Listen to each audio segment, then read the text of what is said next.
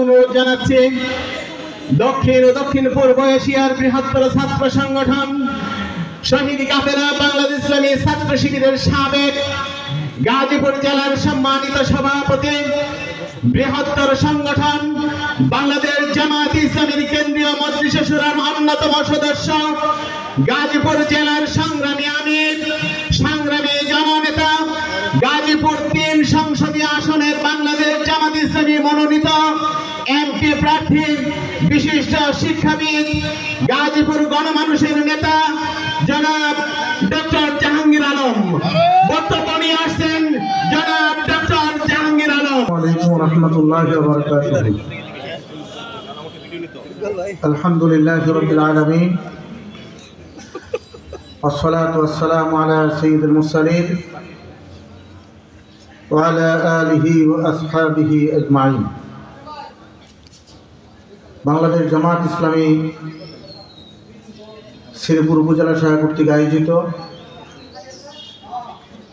আজকের এই সুন্দর ঈদ পুনর্মিলনী অনুষ্ঠানের সম্মানিত সভাপতি, শ্রীপুর উপজেলা জামাতের সংগ্রামী আমির জনাব মাওলানা নুরুল ইসলাম, আজকের এই প্রোগ্রামে ইতিমধ্যে বিশেষ অতিথির বক্তব্য পেশ করেছেন বাংলাদেশ জামাত ইসলামী গাজীপুর মহানগর শাখার সংগ্রামী সহকারী সেক্রেটারি, এই শ্রীপুরের মাটি মানুষের নেতা, ইসলামী ছাত্র শিবিরের সাবেক জেলা সেক্রেটারি জননেতা জনাব আজহারুল ইসলাম মোল্লা। বক্তব্য রেখেছেন ইসলামী ছাত্র শিবিরের সাবেক জেলা সভাপতি, গাজীপুর জেলা জামাতের সম্মানিত সহকারী সেক্রেটারি জননেতা জনাব মুস্তাফিজুর রহমান খান। বক্তব্য রেখেছেন বিশিষ্ট ব্যাংকার, বাংলাদেশ জামাত ইসলামী গাজীপুর জেলার সম্মানিত শুরা কর্ম পরিষদ সদস্য, ইসলামী বিশ্ববিদ্যালয়ের সাবেক ছাত্রনেতা জনাব মাহমুদুল্লাহ। আজকে বিশেষভাবে আমি স্মরণ করছি আমাদের আজকের অনুষ্ঠানের বক্তব্য রেখেছেন। বক্তব্য রেখে এই অনুষ্ঠানকে ধন্য করেছেন হেফাজত ইসলাম শ্রীপুর উপজেলা শাখার সম্মানিত আমির জনাব মুফতি শামীম আহমদ ভাইকে, মঞ্চে উপবিষ্ট উপজেলা, পৌরসভা এবং ইউনিয়ন পর্যায়ের নেতৃবৃন্দ, সম্মানিত শ্রীপুরবাসী ভাই এবং বন্ধুগণ, আল্লাহ রাব্বুল আলামিনের দরবারে হাজার শুকর। রব্বুল আলামিন আমাদেরকে আজকে স্বাধীনভাবে নিঃসংকোচ চিত্তে আজকের এই ঈদ পুনর্মিলনী প্রোগ্রামে হাজির হওয়ার সুযোগ করে দিয়েছেন। সেজন্য মহান মনিবের দরবারে নতশিরে শুকরিয়া আদায় করছি, আলহামদুলিল্লাহ। সম্মানিত ভাই এবং বন্ধুগণ, আজকের এই যে ময়দানে আমরা আজকের এই প্রোগ্রাম করছি, এই ময়দান হলো বাংলাদেশের কোরআনের পাঠিখ্যাত হযরতুল আল্লামা দেলোয়ার হোসেন সাঈদী রাহিমাহুল্লাহ তাআলা আনহুর স্মৃতি বিজড়িত ময়দান, যে ময়দানে তিনি তাফসীর পেশ করে শ্রীপুরবাসীকে ইসলামের দাওয়াত দিয়েছেন। সম্মানিত ভাই এবং বন্ধুগণ, আজকের এই প্রোগ্রামের শুরুতেই আমি স্মরণ করছি বাংলাদেশকে যারা বৈষম্য মুক্ত করতে গিয়ে দেশকে স্বাধীন করেছেন, স্বাধীনতার জন্য জীবন দিয়েছেন, পঙ্গুত্ব বরণ করেছেন সেই সমস্ত বীর যোদ্ধাদের। সম্মানিত ভাই এবং বন্ধুগণ, আপনারা জানেন বাংলাদেশ যখন ব্রিটিশদের থেকে স্বাধীনতা অর্জন করেছিল, সেই সময় পাকিস্তান এর অধীনে বাংলাদেশ ছিল। পূর্ব পাকিস্তান, পশ্চিম পাকিস্তান নামে দুটি প্রদেশ ছিল। আমরা লক্ষ্য করেছি তৎকালীন সময়ের শাসক গোষ্ঠী এই দেশ এবং জাতির উপরে যে নির্মম নির্যাতন করেছে, জুলুম করেছে, শোষণ করেছে, বৈষম্য করেছে, তার প্রতিবাদে 1971 সালে এদেশের দামাল ছেলেরা স্বাধীনতা যুদ্ধে ঝাঁপিয়ে পড়েছিল, যার ফলশ্রুতিতে এদেশের স্বাধীনতার সূর্য তারা চিনে এনেছিল 71 সালে। সম্মানিত ভাই এবং বন্ধুগণ, 71 সালে বৈষম্যের বিরুদ্ধে আন্দোলন হয়েছে, সংগ্রাম হয়েছে, স্বাধীনতা যুদ্ধ হয়েছে। এদেশের হাজার হাজার মানুষ জীবন দিয়েছে, লাখো লাখো মানুষ আহত নিহত হয়েছে, তাদের রক্তের বিনিময়ে যে লাল সূর্য ছিনিয়ে এনেছিল বাংলাদেশে এই 54 বছরে তার সেই বৈষম্য দূর করতে পারে নাই। সম্মানিত ভাই এবং বন্ধুগণ, বৈষম্য এতটাই তীব্র হয়েছিল যে এদেশের মানুষ কথা পর্যন্ত বলতে পারে নাই। বাবা ছেলে এক টেবিলে বসে খাবার খেতে পারে নাই, মসজিদে নামাজ পড়ে জিকির আজকার পর্যন্ত করতে পারে নাই। জঙ্গিবাদের নাটক সাজিয়ে তাদেরকে গ্রেফতার করে তাদেরকে হত্যা করা হয়েছে। সম্মানিত ভাই এবং বন্ধুগণ,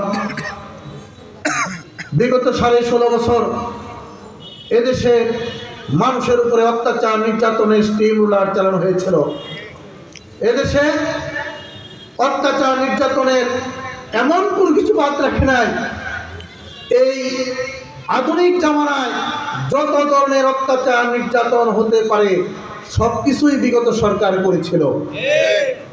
হত্যা করেছে, নির্যাতন করেছে, ধরে নিয়ে গুলি করে পঙ্গু করে দেওয়া হয়েছে, হত্যা করেছে, চোখ দিয়ে ফেলে হত্যা করা হয়েছে। আমার ভাইদেরকে গুম করেছে। সেই শাহ ওলিউল্লাহ এবং মুকাদ্দেস থেকে শুরু করে বাংলাদেশের যে গুমের রাজনীতি শুরু হয়েছে, এই গুমের রাজনীতি থেকে অসংখ্য মানুষ আজও তাদের মায়ের কোলে ফিরে আসতে পারে নাই। আজও অনেক স্বামী তার স্ত্রীর কাছে ফিরে আসতে পারে না। অনেক স্বামী চলে গেছে, স্ত্রীরা বিধবা হয়েছে, ভাই বোন হারা হয়েছে, বোন ভাই হারা হয়েছে, আজকে পিতামাতা তার সন্তান হারা হয়েছে। এমন একটি ভয়ের রাজনীতি বাংলাদেশে চালু করেছিল, যার ফলশ্রুতিতে এদেশের আপামর তাওহীদি জনতা তাদের বিরুদ্ধে তীব্র আন্দোলন গড়ে তুলেছিল।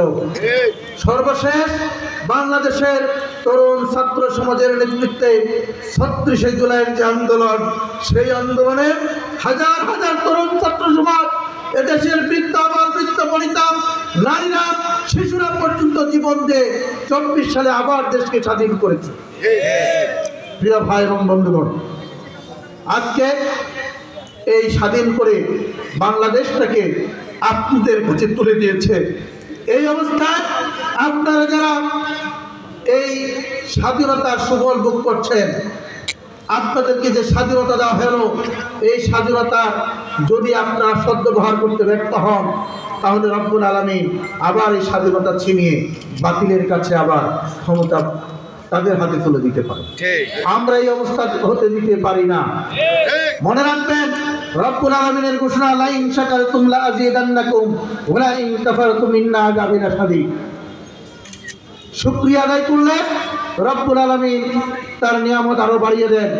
আজকে শুকরিয়ার সর্বোত্তম পথ হলো যে স্বাধীনতা আপনারা অর্জন করেছেন, এই স্বাধীনতা ধরে রাখার জন্য বাংলাদেশ যেন আর কোনো স্বৈরাচারের হাতে পড়তে না পারে, বাংলাদেশ যেন কোনো চাঁদাবাজের হাতে না পড়ে, বাংলাদেশ যেন কোনো সন্ত্রাসীর কবলে না পড়ে, বাংলাদেশ যেন কোনো দখলদারের হাতে না পড়ে, এদেশের মানুষ কোনো মামলাবাজির হাতে যেন না পড়ে, সেই জন্য প্রত্যেককেই আবার সেই 24-এর এক একটি যোদ্ধা হিসাবে আপনাদেরকে ভূমিকা পালন করতে হবে। সংগ্রামী ভাই এবং বন্ধুগণ, যদি আপনারা সেটা করতে ব্যর্থ হন, তাহলে এই স্বাধীনতা আপনাদের হাতে নাও থাকতে পারে।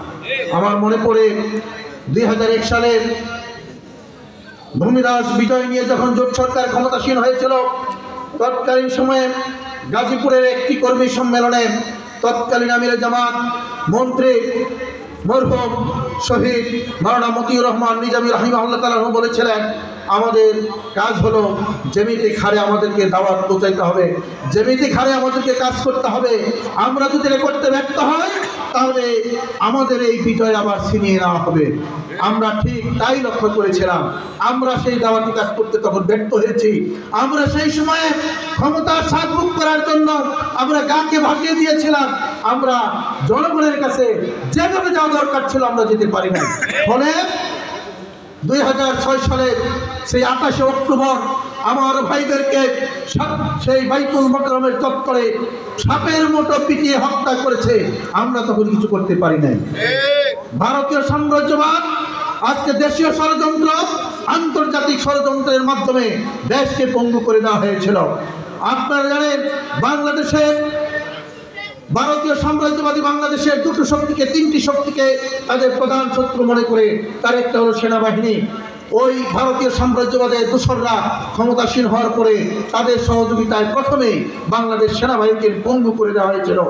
তারা মনে করে এদেশের ইসলামী শিক্ষা ব্যবস্থা তাদের জন্য প্রধান বাধা। শিক্ষা ব্যবস্থাকে তারা ধ্বংস করে দিয়েছে। এদেশের ইসলামী শক্তি, ইসলামী রাজনৈতিক শক্তি, এটা তাদের জন্য প্রধান বাধা। এই জন্য ইসলামী শক্তিকে সমূলে ধ্বংস করার জন্য নেতৃবৃন্দকে ফাঁসির কাছে ঝুলিয়েছে। কিন্তু আমি বলে দিতে চাই, ওই সাম্রাজ্যবাদী শক্তিরা আমাদের বিরুদ্ধে ষড়যন্ত্র করেছে। তারা মনে করেছিল এই দেশ থেকে ইসলামকে তারা নিশ্চিহ্ন করে দিতে পারবে, কিন্তু ইসলামকে তারা নিশ্চিহ্ন করতে পারে নাই।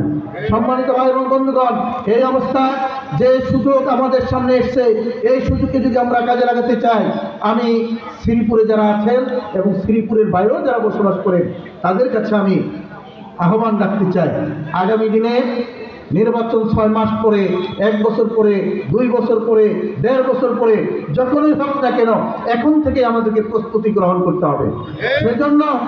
সেজন্য আপনারা এখানে যারা আসছেন সকলের কাছে আমি বিনীত অনুরোধ রাখতে চাই, প্রত্যেককেই এক একজন প্রার্থী হিসেবে আপনারা এখান থেকে যাবেন, মনে রাখবেন সবাই আপনারা এক একজন প্রার্থী হিসেবেই আপনারা ময়দানে ঝাঁপিয়ে পড়বেন। এর প্রত্যেককে এক একজন কর্মী 100, 200, 500 জন করে ভোটার কালেকশন করতে হবে। এটা যদি আপনারা করতে পারেন তাহলে আমি বিশ্বাস করি এই শ্রীপুর উপজেলা হবে ইসলামপন্থীদের উপজেলা, এই শ্রীপুর উপজেলা হবে জামাত ইসলামের উপজেলা। সম্মানিত ভাই এবং বন্ধুগণ, শুধুমাত্র ভোট কালেকশন করলে হবে না, ভোট কালেকশনের সাথে সাথে আজকে যারা আপনাদের সেই নেতৃত্ব দিচ্ছে এবং এই শ্রীপুর উপজেলাকে যারা পরিচালনা করছে তাদের বিভিন্ন প্রোগ্রাম বাস্তবায়ন থেকে শুরু করে সকল কর্মকাণ্ড পরিচালনার জন্য আর্থিকভাবে তাদেরকে সহযোগিতার জন্য আপনাদেরকে চেষ্টা করতে হবে। এই জন্য আপনাদের আর্থিক কোরবানির ক্ষেত্রে আপনাদেরকে এগিয়ে আসতে হবে। তৃতীয়ত হলো আপনাদের বাইরে যারা আছেন তাদের কাছে আমার বিনীত অনুরোধ, আপনারা যেখানেই থাকেন না কেন, আপনারা ফোনে আপনার আত্মীয় স্বজন, আপনার বন্ধু বান্ধব, আপনার পরিবারের সদস্যবৃন্দ তাদের সাথে কমপক্ষে যোগাযোগ করে তাদেরকে ইসলামপন্থীদেরকে যেন ভোটটা দেয়, আমাদের ক্যান্ডিডেটকে যেন ভোটটা দেয়, সেই জন্য তাদেরকে প্রস্তুত করা। দ্বিতীয়ত, এখানে যারা কাজ করেন তাদেরকে খোঁজখবর নিয়ে তাদেরকে আপনারা মানসিকভাবে উৎসাহ যোগাবেন, তাদেরকে আপনারা সাহস যোগাবেন। সাহস যোগানোর মাধ্যমে আপনারা পারেন এই এলাকাটাকে একটা দুর্যোগ ঘাটিতে পরিণত করার জন্য। প্রিয় ভাই এবং বন্ধুগণ, আমরা লক্ষ্য করেছি যে 71 থেকে 24 থেকে আজকের এই দিন পর্যন্ত স্বাধীনতার পরে আজও বাংলাদেশ থেকে দুর্নীতি দূর হয় নাই। কে দুর্নীতি দূর হয়েছে? এই 54 বছরে যারাই ক্ষমতাসীন হয়েছে সবাই তাদের ম্যানিফেস্টোতে বলতো যে আমরা দুর্নীতি মুক্ত করতে চাই। কিন্তু আমরা লক্ষ্য করেছি যারাই ক্ষমতাসীন হয়েছে প্রতিবার বাংলাদেশকে পৃথিবীর মধ্যে দুর্নীতিতে চ্যাম্পিয়ন করেছে। আমরা আগামীতে বাংলাদেশকে দুর্নীতিবাদ রাষ্ট্র হতে দিতে পারি না। প্রিয় ভাইয়েরা, ঘুষ, সুদ, দুর্নীতি, চাঁদাবাজি, সন্ত্রাসী, হত্যা, ধর্ষণ, ডাকাতি, ছিনতাই, রাহাজানি, এইটা 71-এ যারা ক্ষমতাসীন হয়েছিল তারা এই দেশে এই অপকর্মগুলোর প্রতিষ্ঠা তারা করেছিল, বীজ বপন করেছিল। রক্ষী বাহিনী দিয়ে হত্যা সন্ত্রাসের রাজনীতি তারা তখন শুরু করেছিল। তাদের দলীয় কর্মীদেরকে চাঁদাবাজের লাইসেন্স দেওয়া হয়েছিল, ডাকাতির লাইসেন্স দেওয়া হয়েছিল, হত্যার লাইসেন্স দেওয়া হয়েছিল। আবার তারা বিগত সময়ে ক্ষমতাসীন হয়ে এই কাজগুলি বাংলাদেশে করেছে। তারা লুটে পুটে বাংলাদেশটাকে অন্তঃসার শূন্য করেছে, অর্থনীতি বাংলাদেশকে পঙ্গু করে দিয়েছে। এই অবস্থায় যদি আমরা বাংলাদেশকে সোনার বাংলা করতে চাই তাহলে আগামীতে আমরা ইসলামপন্থীদেরকে ক্ষমতাসীন করা ছাড়া আর কোনো বিকল্প কোনো পথ আমাদের নাই। সম্মানিত ভাই এবং বন্ধুগণ, আমি আপনাদের কাছে কয়েকটি কথা বলতে চাই। যদি এই আসনটা আপনারা আমাদেরকে উপহার দেন, বাংলাদেশ জামাত ইসলামকে যদি উপহার দেন, ইসলামপন্থীদেরকে যদি উপহার দেন, আলেম ওলামাদেরকে যদি উপহার দেন, তাহলে আমি বলতে চাই কোনো চাঁদাবাদী, কোনো সন্ত্রাসী এই শ্রীপুর উপজেলায় করতে দেওয়া হবে না। আমরা এই এলাকায়, এই শ্রীপুরে এখনো মামলা বাণিজ্যের নামে মানুষকে হয়রানি করা হচ্ছে। আমরা যারা প্রকৃত অপরাধী তাদের বিচার হোক, কিন্তু মামলাবাদী করে এদেশের এই শ্রীপুরের এলাকার বাসিন্দাদেরকে হয়রানি করা হবে, এইটা আমরা মেনে নেব না। আমি বলতে চাই, যারা নিরীহ আজকে মামলাবাদীর শিকার হয়েছেন তাদের পাশে আমরা থাকবো। তাদের জন্য এই আসনটা যদি আমাদেরকে উপহার দেওয়া হয়, আমরা যারা মামলাবাদীর শিকার হয়েছেন তাদের বিষয়টা আমরা লক্ষ্য করার চেষ্টা করব, তাদের ব্যাপারটা আমরা দেখার চেষ্টা করব। আমরা সাংগঠনিকভাবে এবং প্রশাসনিকভাবে সব দিক থেকে আমরা তাদের পাশে থাকার জন্য চেষ্টা করব। সম্মানিত ভাই এবং বন্ধুগণ, কোন টেম্পু স্ট্যান্ড, কোন বাস স্ট্যান্ড, কোন বাজার, কোন রাস্তাঘাট দখলের রাজনীতি জামাত ইসলাম অতীতে করে নাই, এখনো করে নাই। কে ঠিক না?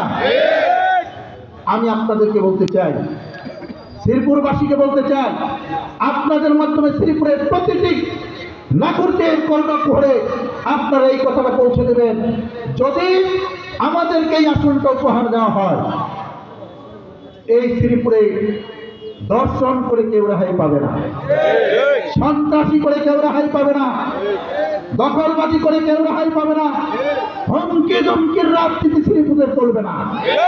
কেউ যদি হুমকি ধমকি দেওয়ার চেষ্টা করে তাদের দাঁত ভাঙা জবাব দেওয়া হবে। সম্মানিত ভাই এবং বন্ধুগণ, আল্লাহ নবী সাল্লাল্লাহু আলাইহি সাল্লামকে দুনিয়ায় পাঠানো হয়েছিল একটি সোনালী সমাজ প্রতিষ্ঠা করার জন্য।